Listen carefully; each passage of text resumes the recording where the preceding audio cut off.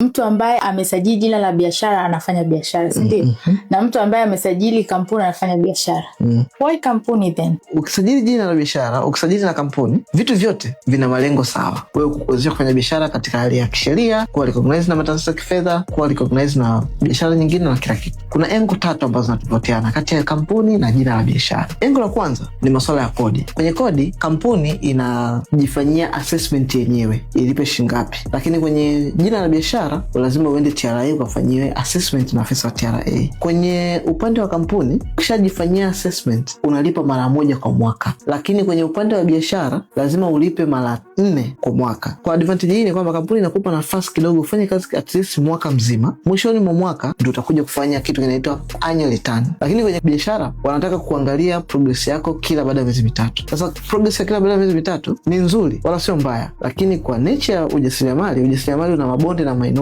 Sometimes unaweza kupitia kipindi kigumu ndani ya miezi 6 au 4. Kwa hiyo ukisema unifuatilie kila baada ya miezi 3 nilipe kwa sababu nimejikadiria, inakuwa ni ngumu. Sometimes mtu anakuwa hana hela baada ya miezi 3. Lakini kampuni inakupa nafasi ya mwaka mzima. Kwa hiyo inaweza ikapita miezi 3 hasara, miezi 4 umetembelea faida, afu kwa ujumla sasa ukija ku finalize kwa mwaka unakuta nimetengeneza pesa. Kwa nini usajili kampuni na sio biashara? Kama unataka kuwa mkubwa kwa haraka na kupata faida hizi, moja, kwenye kodi lazima usajili kampuni ili kupata at least mwaka mzima ndio uje ufanye makadirio. Jambo la pili ni masuala ya liability. Namna gani watu wanakuwa wanachukuliwa hatua, namna gani watu wanakuwa liable. Ukiwa na jina la biashara, wewe unakuwa liable moja kwa moja. Ikicollapse au ukishindwa kufanya chochote kwenye biashara yako, wewe ndio unachukuliwa hatua moja kwa moja. Lakini ukiwa na kampuni, ukifanya mambo yote yanayotokea kwenye kampuni, itachukuliwa hatua kampuni. So hiyo inaifanya kampuni kupata more advantages. Alafu cha tatu, namna gani ya usalama zaidi. Kwenye biashara, kwa kuwa utakuwa peke yako, utakuwa huru kufanya biashara mwenyewe unavyotaka, ufunge, uamke, upasue kioo cha TV, ufanye chochote kwenye biashara yako tamonye. Lakini kwenye kampuni ni salama zaidi. Ukiwa na kampuni kwenye biashara ambayo mko kuanzia watu wawili na kuendelea, tunashauri usajili kampuni direct, kwa sababu inakuwa inaweka principles na binding za nini kifanyike na nini kisifanyike kwenye biashara yenu. Na mtapata shingapi, magawio ni shingapi. Kuna kitu kinaitwa memorandum and articles of association. Pale mnaandika kila kitu mchanganuo. Kwa hiyo hakuna mtu anaweza kugeuka mwenzake kwenye kampuni, kwa sababu kila kitu kiko written kabla ya usajili wa kampuni. Lakini kwenye biashara hamna kitu ambacho kiko written. Mtasema mtaingia mikataba itakuwa specific. Kwa mfano labda ni magao ya pesa, lakini vitu vingine kwa ujumla kila mtu anakuwa yuko free. So kampuni inakuwa ni sehemu salama zaidi. Kwa mfano kwa kampuni ambayo unajua mimi natamani kufikia malengo makubwa, nataka kufikia mambo makubwa, nataka kukutana na makampuni tofauti na watu wengi tofauti. So kampuni inakuwa jina la biashara kwenye engo hizi 3, lakini faida nyingine zote zitakuwa ziko sawa. Make sure una comment neno usajili, ama tutafuta kupitia namba inayoonekana hapa kupata usajili wa kampuni yako.